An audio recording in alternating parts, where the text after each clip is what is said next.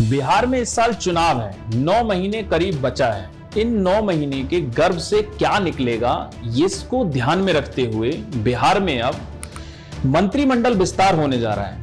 इस विस्तार में यादव चेहरे को जगह देना भी जरूरी है या मजबूरी, इस चीज को लेकर मैं पूरे विस्तार के साथ बताने जा रहा हूं। तो नमस्कार, मैं हूं दीपक शर्मा, आप देख रहे हैं डेली 24 भारत। आपको पुराना एक किस्सा याद दिलाता हूं।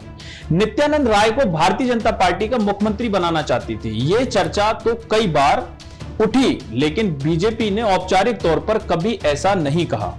नित्यानंद बिहार प्रदेश भाजपा अध्यक्ष भी रहे हैं और केंद्र में राज्य मंत्री बन गए थे। केंद्रीय राज्य मंत्री बनने के बाद यह भी चर्चा उठी थी, लेकिन नीतीश कुमार के कद के सामने दबकर रह गई। किसी मंच पर खुलकर कोई नहीं कह सका। आज ये बात इसलिए कही क्योंकि अब एक बार फिर चुनाव की तैयारी है।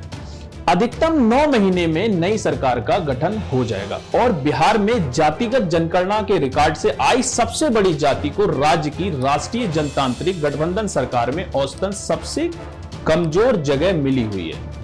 सबसे बड़ी आबादी के साथ यह भी बात कही जा रही है कि बिहार की राजनीति के कद्दावर नेता लालू प्रसाद यादव की जाति है। मतलब चुनाव में जाने से पहले मंत्री परिषद में यादवों की भागीदारी बढ़ानी भी जरूरी है और मजबूरी भी है।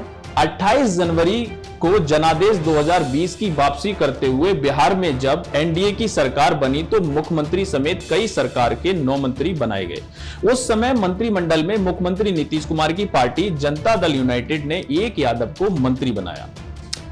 जातिगत जनगणना में सर्वाधिक 14.26% आबादी वाली यादव जाति से केवल एक मंत्री सुपौल के जदयू विधायक यानी कि विजेंद्र प्रसाद यादव बनाए गए। तभी से यह माना जा रहा था कि राज्य मंत्रिमंडल विस्तार में यादवों की हिस्सेदारी बढ़ाई जाएगी। लेकिन 15 मार्च को जब नीतीश कुमार सरकार का मंत्रिमंडल विस्तार हुआ तो ऐसा कुछ नहीं दिखा।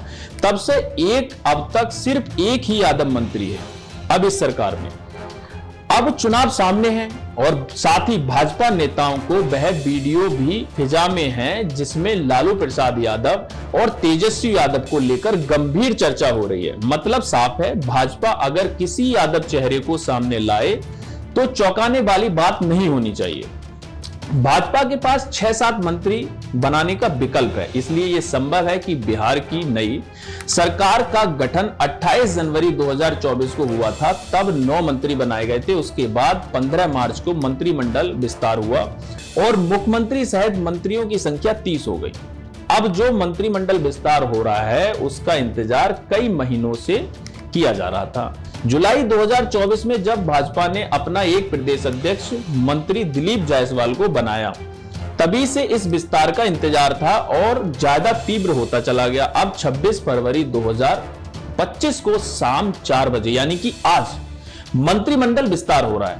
तो यह बात देखने लायक है कि किस जाति को पहले क्या हिस्सेदारी मिली हुई थी और अब क्या संभावना बन रही है। इसी विस्तार में यादवों के साथ मारवाड़ी को भी हिस्सेदारी मिले और ब्राह्मणों की बढ़े तो अजूबा नहीं होगा।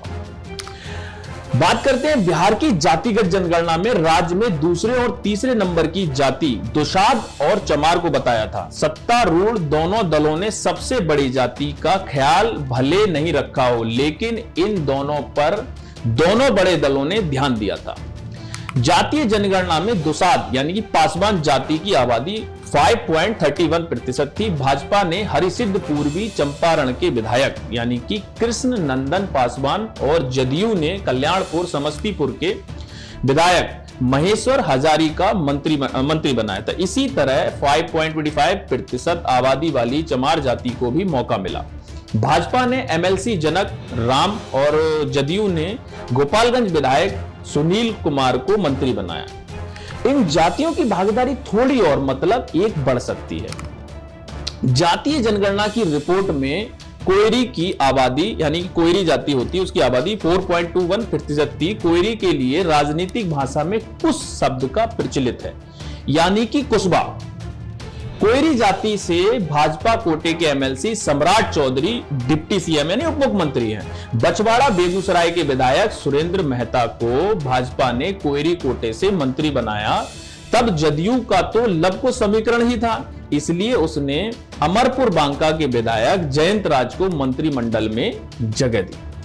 कुशवाहा की हिस्सेदारी बढ़ाना दोनों में से किसी दल की मजबूरी नहीं है, हालांकि नाम चल रहे हैं।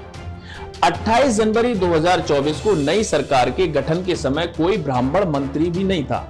जातीय जनगणना में 3.65% आबादी वाले ब्राह्मणों को नीतीश कुमार सरकार के मार्च 2024 के मंत्रिमंडल विस्तार में जगह मिली थी।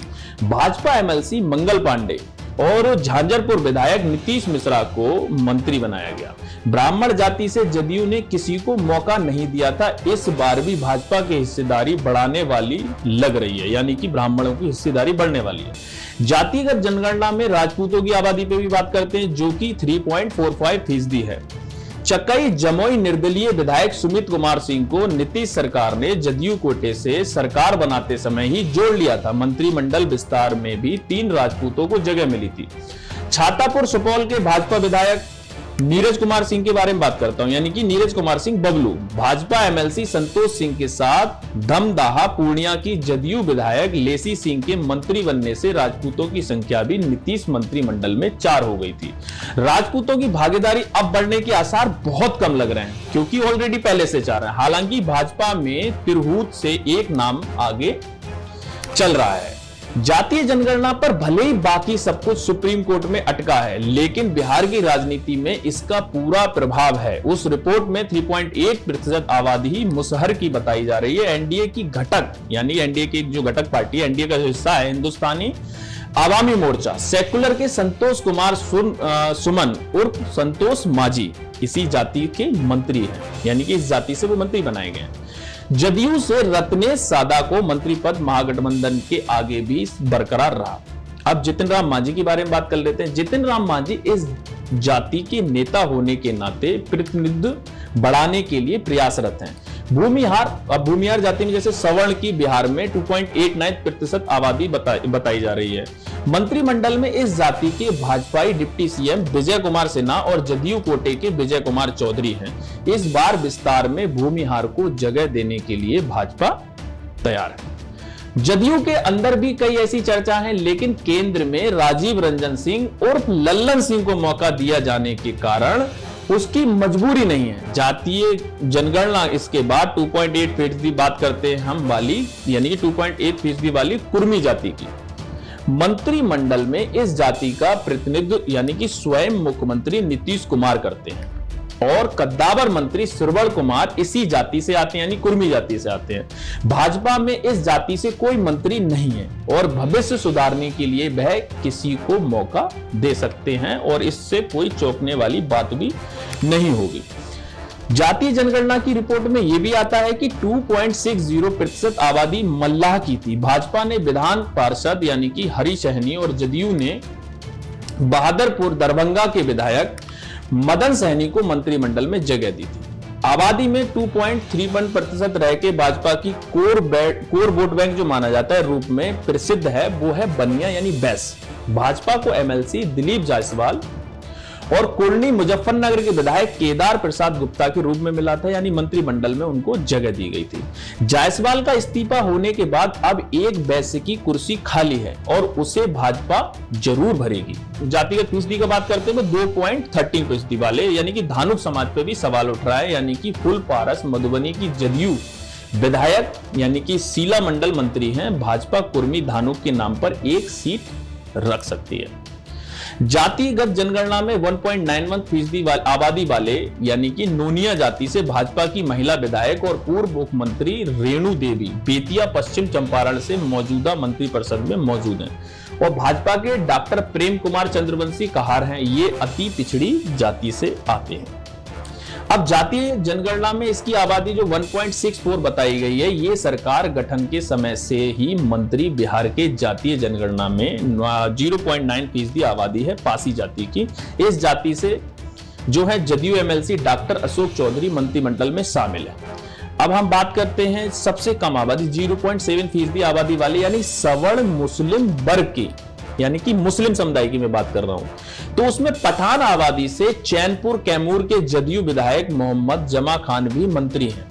जातीय जनगणना में कायस्थों सवर्ण की आबादी महज 0.6% बताई जा रही है। बांकीपुर पटना के भाजपा विधायक नितिन नवीन इसमें मंत्री हैं। इस जाति से भी भागीदारी बढ़ने के आसार नहीं है। तमाम ऐसी चीजें जैसे कि मैंने बताया कि जातिगत आधार पे मंत्री बनाए जा रहे हैं। जातिगत आधार पे मंत्री बनाने के आधार पर सबसे ज्यादा बीजेपी यानी एनडीए घटक दलों का जो बात मानी जा रही है, वो सबसे बड़ा हिस्सा यानी कि विपक्ष को देखते हुए लालू प्रसाद यादव यानी कि राजद यानी राष्ट्रीय जनता दल यानी कि लालू प्रसाद यादव की पार्टी को ध्यान में रखते हुए यानी कि एनडीए यानी कि बीजेपी और नीतीश कुमार की पार्टी सबसे ज्यादा इस बार सुनने में यानी कि जो सूत्र बता रहे हैं वो यादवों की हिस्सेदारी बढ़ सकती है। अब उस पर लगातार लोग ये भी सवाल उठा रहे हैं कि यादव जरूरी है या मजबूरी है। तो मैं आपको थोड़े समीकरण के साथ बताने जा रहा हूं कि यादव इसलिए यादवों को साधने का बीजेपी काम करेगी कि कहीं ना कहीं लालू प्रसाद यादव अपनी जाति के सबसे बड़े नेता माने जाते हैं और बिहार के अंदर बहुत ही कद्दावर नेता माने जाते हैं, जिनके पुत्र यानी कि डिप्टी सीएम जो रह चुके हैं, यानी कि मैं बात कर रहा हूं युवा नेता, युवा चेहरा जो सबसे ज्यादा प्रमुख है इस समय, वो बात कर रहा हूं मैं तेजस्वी यादव की। तो उनको रोकने के लिए, उनके ऊपर बात करने के लिए, उनको समीकरण में लाने के लिए, समीकरण साधने के लिए बीजेपी के यानी कि एनडीए के घटक दल यानी कि भाजपा और एनडीए यानी कि भाजपा का एनडीए का हिस्सा यानी कि जनता दल यूनाइटेड, इस बार जो मंत्रिमंडल विस्तार यानी जो 4 बजे होने जा रहा है उसमें यादवों की हिस्सेदारी भी बढ़ सकती है। अगर इस चीज में कोई नया अपडेट फिर से आता है, कोई और जातिगत समीकरण के आधार पर, जिस तरीके से नीतीश कुमार यानी कि 9 महीने बाद जो चुनाव होना जाना है उसके विस्तार को लेकर तमाम जातिगत को साधते हुए अभी से तैयारी यानी कि भाजपा का तंत्र जो है अभी से बिहार के चुनाव में लग चुका है। आगे कोई नया अपडेट आएगा उसको लेकर मैं नेक्स्ट स्टोरी में आऊंगा। तब तक के लिए नमस्कार।